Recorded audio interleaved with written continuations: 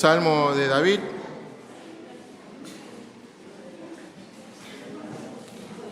Cuando lo tenga, le invito a ponerse de pie. Salmo 51, versículos del 1 al 4. El título dice Arrepentimiento y plegaria por purificación. Al músico principal, Salmo de David, cuando después que se llegó a Betsabé, vino a él Natán, el profeta. Dice así el salmista: Ten piedad de mí, oh Dios, conforme a tu misericordia, conforme a la multitud de tus piedades. Borra mis rebeliones, lávame más y más de mi maldad, y límpiame de mi pecado. Porque yo reconozco mis rebeliones, y mi pecado está siempre delante de mí. Contra ti solo he pecado, y he hecho lo malo delante de tus ojos, para que seas reconocido justo en tu palabra. Y he tenido por puro en tu juicio. He aquí, en maldad he sido formado, y en pecado me concibió mi madre. Padre, te doy gracias. Gracias, Señor, por tu misericordia, Señor, que se renuevan cada mañana. Gracias, Padre, te doy por esta oportunidad y este privilegio, Señor, de compartir tu palabra. Sé que no tengo la capacidad, Señor, para hacerlo, pero te ruego, Señor, que me asistas, que me guíes, Señor, que no sea de tropiezo, Señor, para la vida de mis hermanos, y que a través de tu palabra, Señor, seas tú confrontando nuestros corazones, Señor, que nos vayas corrigiendo, Señor, que nos muestres tu amor, Señor, a través de ella. Gracias te damos por tu palabra, en el nombre de Cristo Jesús. Amén y amén. Puede tomar su asiento si así lo desea. Y continuamos con esta serie que hemos comenzado, resolviendo conflictos. Qué importante es poder tener comunión con los hermanos, el poder orar unos por otros, ¿no? Porque eso también nos ayuda a nuestra comunión con los hermanos, ¿no? Cuán importante es tener que los hermanos estén juntos y en armonía, ¿no? Porque eso significa que no hay conflictos. Y recordemos lo que venimos hablando hasta ahora, ¿no? Que como creyentes debemos ser pacificadores. Obviamente no siempre fuimos pacificadores, sino que somos pacificadores desde el momento que Dios nos da su paz a través de la muerte de Jesucristo en la cruz. Ahí somos comprados a precio de sangre, y ahora Dios, que es un Dios de paz, un Dios pacificador, y como sus hijos debemos ser pacificadores. Y esto nos va a demandar, nos va a llevar a que todo lo que hagamos sea para agradar a Dios. Debemos buscar agradar a Dios con todo lo que hacemos. Pero eso también nos va a demandar que nos analicemos. Porque el mayor problema que tenemos es que muchas veces no podemos ver o no queremos ver el verdadero problema, el corazón del conflicto, como decía nuestro hermano Federico. Por eso, para poder restaurar nuestras relaciones, primeramente debemos analizarnos nosotros mismos. Debemos comenzar por nosotros mismos, analizando nuestro carácter, nuestro comportamiento, nuestras acciones, nuestras palabras, y siempre poniéndonos a nosotros como los responsables de generar el conflicto y no ponernos en el lugar de víctimas. Lamentablemente estas situaciones ocurren, frecuentemente. Recordemos la historia de nuestro ya amigo Pepe, ¿no? que era amigo de Fede, pero ahora ya es amigo de todos, ya lo conocemos, que tuvo un mal día de trabajo. De Matías no. De Mati no es amigo de Mati, pero tuvo un mal día de trabajo, se tuvo que quedar de más, no le salían bien las cosas, pero en su pensamiento decía, bueno, cuando llegue a casa voy a comer ese pastel de papa. Llegó a su casa y ¿qué encontró? Sus chicos gritando, se enoja, manda a sus chicos a la habitación, se enoja con su esposa, se enoja, da un portazo y se va a dormir sin comer. Por más que al otro día lo haya hablado con su esposa, nota que hay una fricción en su matrimonio. Dice, pero ¿por qué? Si yo ya le he pedido perdón, ¿por qué cuesta esta falta de perdón? ¿Qué es lo que está pasando en esta situación? Y lamentablemente, como decíamos, son situaciones que ocurren habitualmente.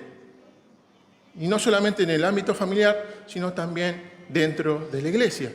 Vemos, por ejemplo, si un hermano es ofendido por otro, ese hermano va a pedirle perdón y por más que le pida perdón, vemos una cierta rapidez, ¿no?, con ese hermano que dice, sí, está todo bien, pero vemos que trata de evitarme, trata de no tener mucha relación conmigo.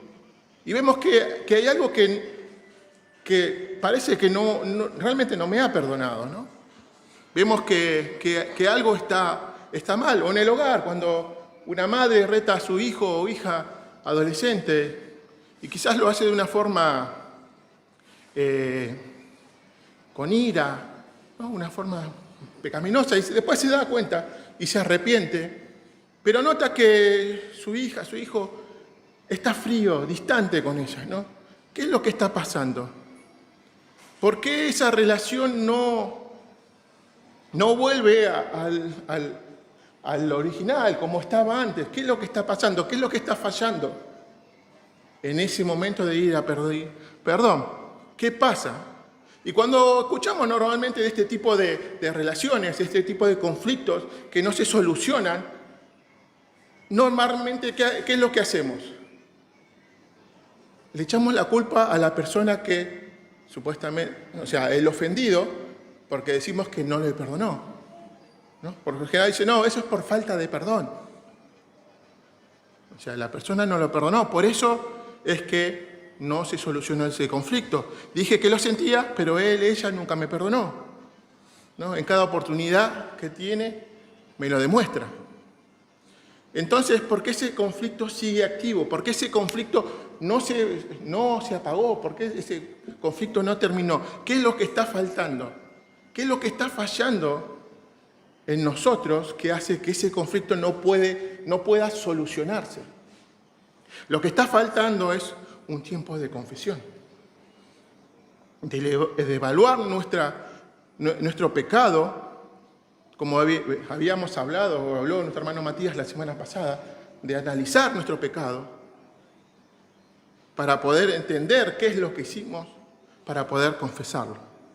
Y este es el tema que vamos a hablar hoy, una confesión que honra a Dios. Y lo vamos a ver en dos partes. Una primera parte que es una confesión vertical y una segunda parte que es una confesión horizontal.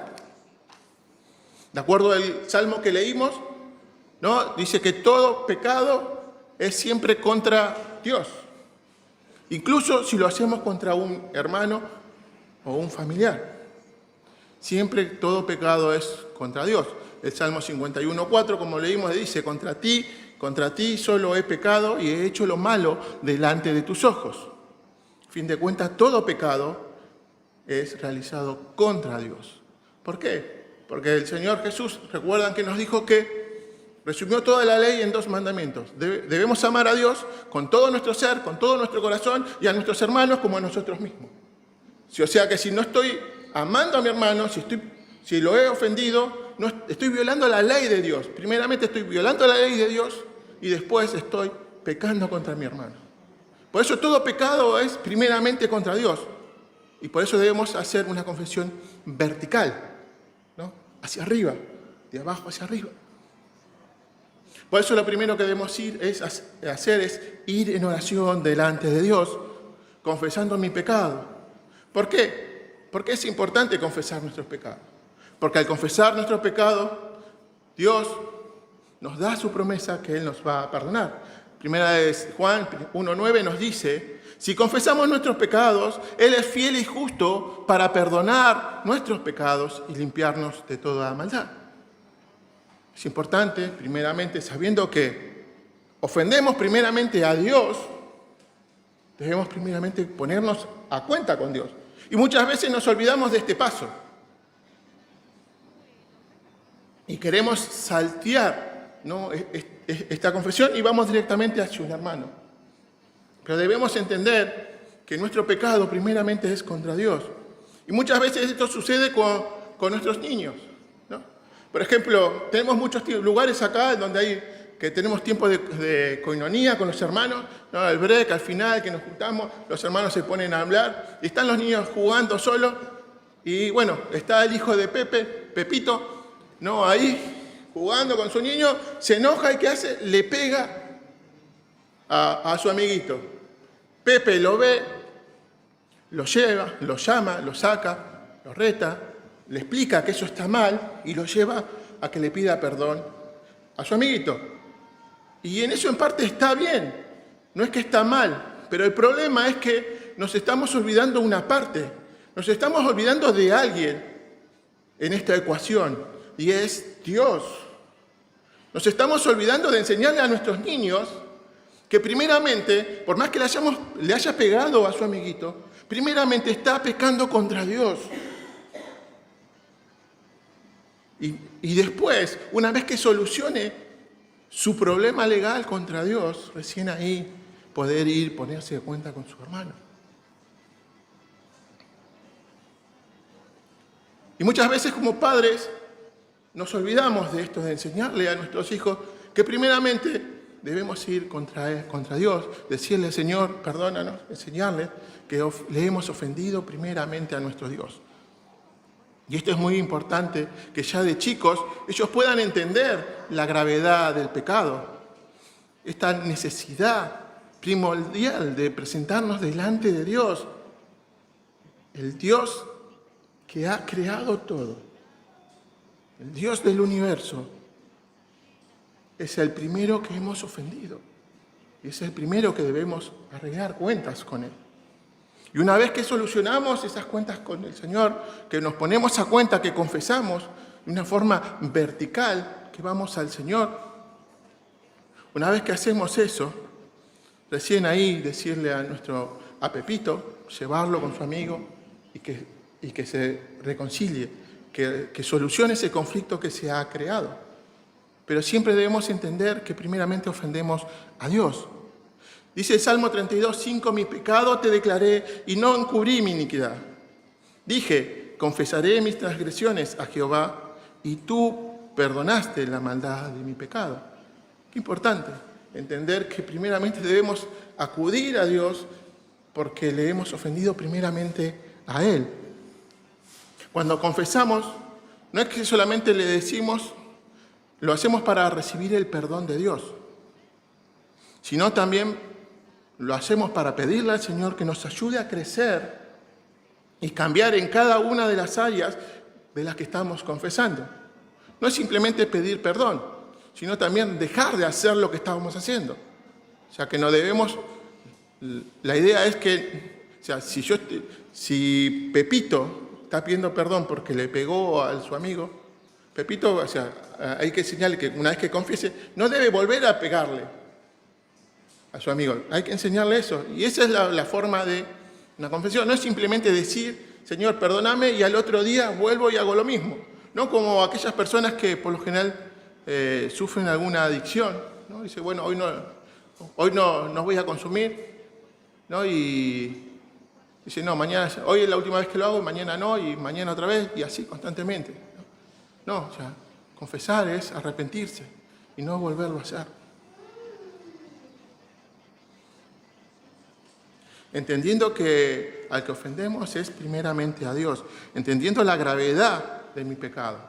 Reconozco que he pecado contra ti, te he ofendido, y cuando nos arrepentimos, recibimos el perdón a través de Cristo. Y una vez que arreglo las cosas con Dios, le pido perdón a mi Señor, y una vez Él me perdona, ahora sí, me acerco a quien haya ofendido y le pido perdón. No, y esto nos va a llevar a nuestro segundo paso, que es una confesión horizontal, o sea, hacia mis pares, hacia mis hermanos. Y vamos a ver 7 claves de una confesión que honra a Dios. La primera, debemos dirigirnos a todos los involucrados, a todos los afectados por mi pecado. Entonces, sabemos que primeramente debemos arreglar cuentas con Dios, y lo segundo, debemos ir a cada persona que mi pecado ha ofendido directamente. Entonces, teniendo la historia de Pepe presente, Pepe, ¿a dónde tendría que ir a pedir perdón?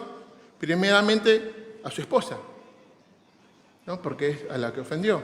Pero también debe pedir perdón a sus hijos. A sus hijos, ¿pero por qué? Si le gritó a su esposa. ¿Por qué tiene que ir a sus hijos?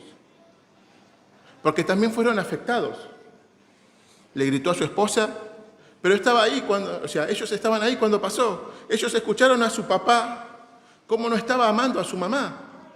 Ellos escucharon los gritos, están involucrados, están afectados por causa de mi pecado. O sea que también debo reconciliar, pedirle perdón a mis hijos por mi forma de actuar, por mi pecado. ¿Debo ir a pedirle perdón a mis suegros, a un hermano de la iglesia? No, si esto fue en un ámbito familiar, primeramente debo solucionar el conflicto familiar, solamente los involucrados. Ahora, si este conflicto se generó en la casa de mis suegros, dentro de la iglesia, sí, ahí sí, primeramente debo solucionar este conflicto con mi familia y después ir a cada persona afectada a pedirle perdón.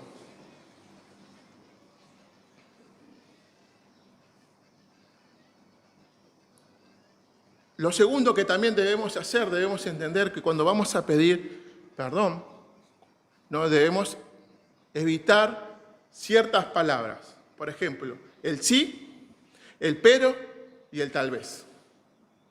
¿Por qué? Muchas veces cuando vamos a solucionar un conflicto, nos vamos a acercar a un hermano, le decimos, bueno, hermano, yo sé que te he ofendido, quiero pedirte perdón. Y hasta ahí viene 10 de 10. Pero viene la otra parte, si es que te ofendí. ¿No? Si de alguna manera hice un pecado contra vos, quiero pedirte perdón. No, mi hermano, eso está mal. No debemos acudir así. Porque si la persona no me quiere hablar, si la persona me está esquivando, obviamente que la persona está ofendida. Le hice algo, no es que sí te hice algo, le hice algo, si no la persona no va a reaccionar así. Otra cosa tampoco es la palabra pero. Yo sé que te grité. Yo sé que no te estaba amando como debía en ese momento. Pero si vos hubieses terminado el pastel de papa y yo cuando llegaba me sentaba a comer, no hubiese llegado a esa situación. O la palabra tal vez, en este mismo sentido. Si tal vez te ofendí de alguna manera, ¿escuchó alguna de estas frases?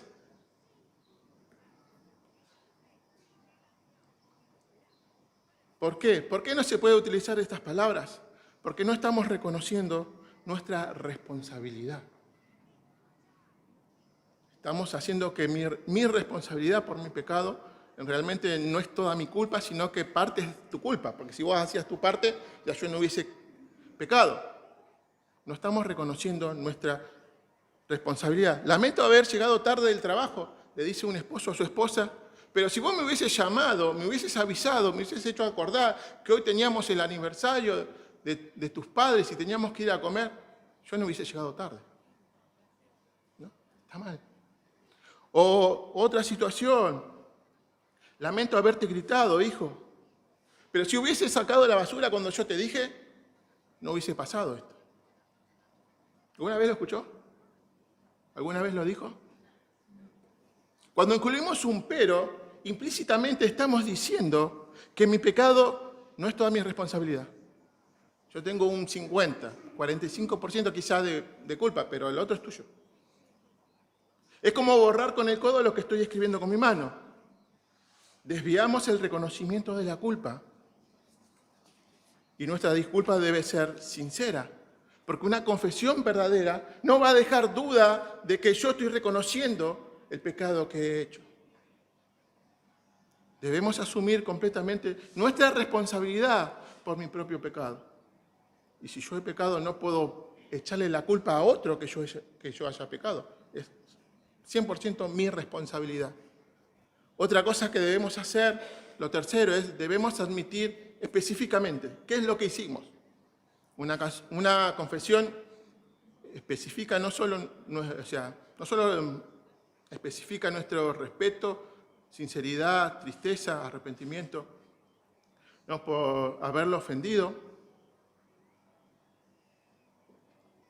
sino que también debe establecer las maneras concretas en las que hemos pecado.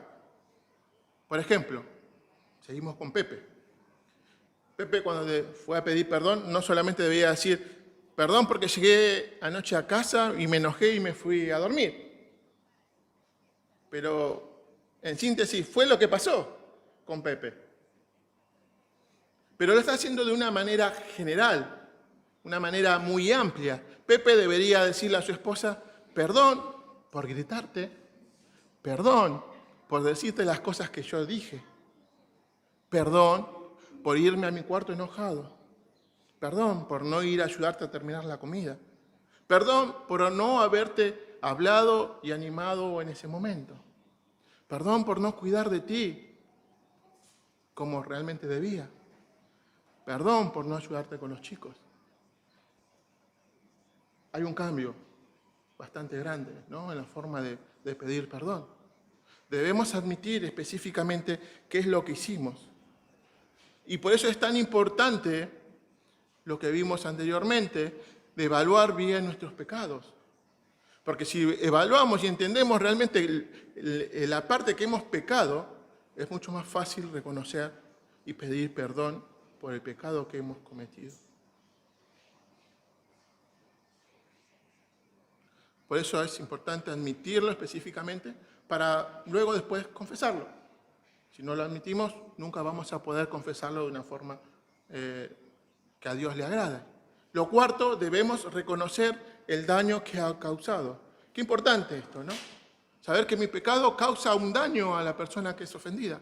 Y muchas veces esto lo pasamos por alto, como que no le damos el valor que realmente se merece. Creemos que, bueno, ya te ofendí, te pedí perdón, ya está. Pero no evaluamos el daño que ha causado en esa persona. Yo te grité y eso debe haber sido muy difícil para vos. Tú también estabas cansada.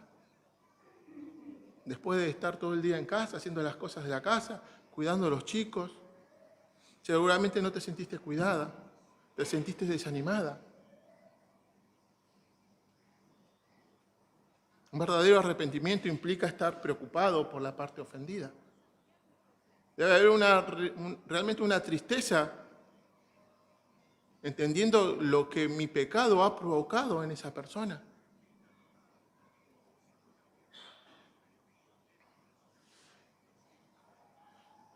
La confesión en sí es un acto de amor que está diseñado para mostrar a la persona, a esa persona que he ofendido, que realmente me preocupa, que realmente sí estoy dolido por haberle ofendido, por haber pecado contra ella. Debe haber en mi corazón tristeza, sabiendo que le he producido un daño.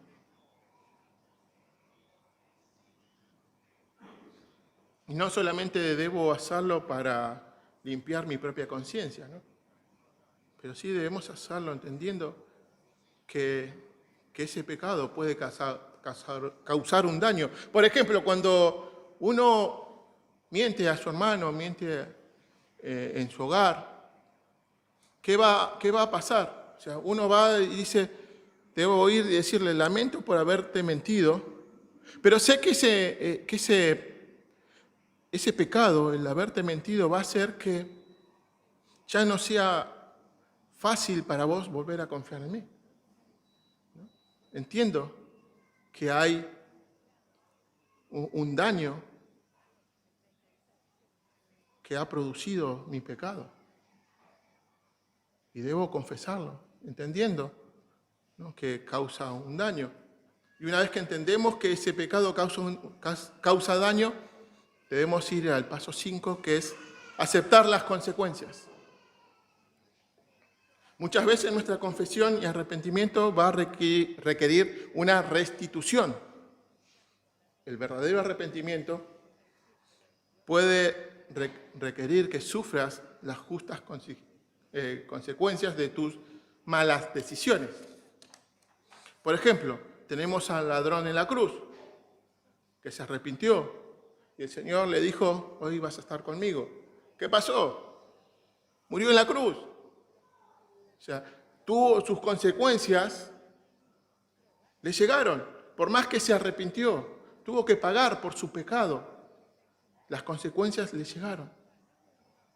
Por ejemplo, si nosotros tomamos prestado un libro, nos prestan un libro, Y aquellos que tienen hijos pequeños lo van a entender, ¿no? Y quizás lo dejamos en un lugar a su alcance y cuando nos damos cuenta le faltan un par de hojas, tiene un par de dibujos ese libro. ¿Qué debemos hacer? Debemos pedirle perdón al hermano, pero eso va a demandar una restitución. Va a demandar que tengamos que gastar y comprar un libro nuevo para restituir ese que se ha roto. Pero eso también va a traer otra consecuencia. ¿Cuál? Que mi hermano no me quiera prestar otra vez un libro, ¿no?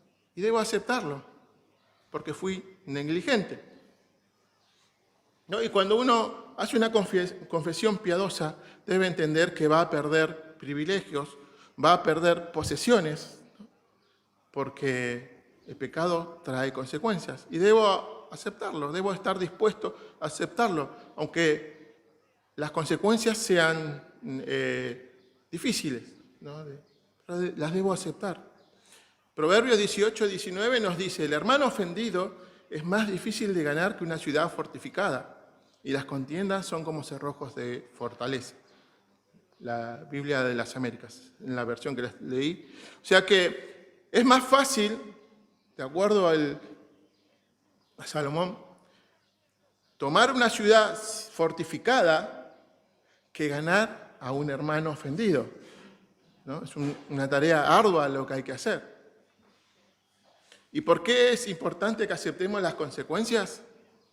Porque demuestra realmente que hay un arrepentimiento genuino. Que no estoy pidiendo perdón simplemente para evitar las consecuencias, sino que estoy dispuesto a aceptar las consecuencias, aún por más que sean dolorosas. Y eso también me va a ayudar. ¿Cómo puede ser que aceptar las consecuencias me ayuden?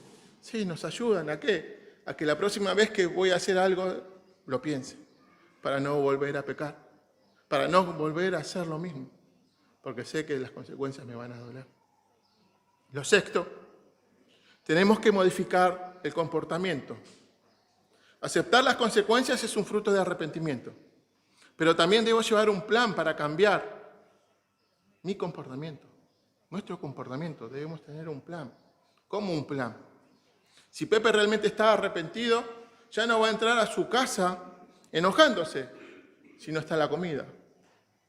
No se va a ir enojado a su casa a dormir sin comer, si realmente él está arrepentido. Porque si no, su confesión no va a tener sentido. O sea, que digo, no, yo no me voy a enojar más y llego, no está la comida y me enojé. Al otro día llego, no está la comida y me volví a enojar. O sea, ¿qué efecto puede traer, ¿no?, positivo en esa confesión? Ninguna, porque no hay cambios.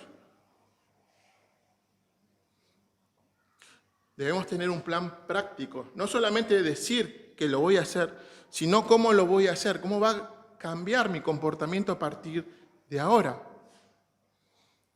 Y hay algunas palabras que debemos incluir en esta lista, ¿no?, para modificar nuestro comportamiento, que pueden ser qué, cómo, cuándo y con quién voy a hacer los cambios.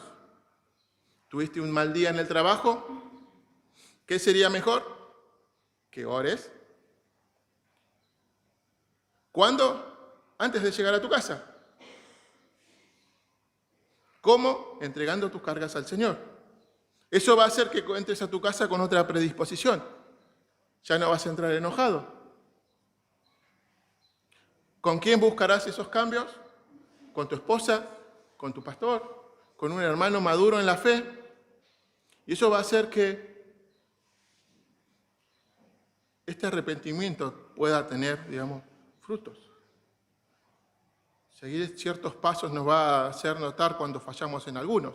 Y lo último que debemos hacer es pide perdón y deja pasar el tiempo. Como pacificadores que somos, debemos ir y pedir perdón. Lo siento por lo que te hice, que te lastimé, me equivoqué, perdóname, por favor. Pero debemos recordar que pedir perdón no significa exigir, ¿no? Cuando nosotros pedimos perdón, no estamos exigiendo, no debemos exigir que nos perdone. Recuerda que la persona ofendida puede tardar un poco en perdonarte, puede tardarse un poquito. Hay casos que quizás va a tomar un poco más de tiempo y quizás se necesite de un tercero para ayudar en nuestra reconciliación. Porque decir perdón no es simplemente decirlo, sino que se requiere un verdadero cambio para poder perdonar. Entonces, si la persona, a fin de cuentas, no te puede perdonar en el momento, ora por él. Pero hay otras formas de cómo poder pedir perdón, de cómo perdonar, pero eso lo vamos a ver la semana que viene, que le toca a nuestro pastor, el otro punto que nos habla también del perdón.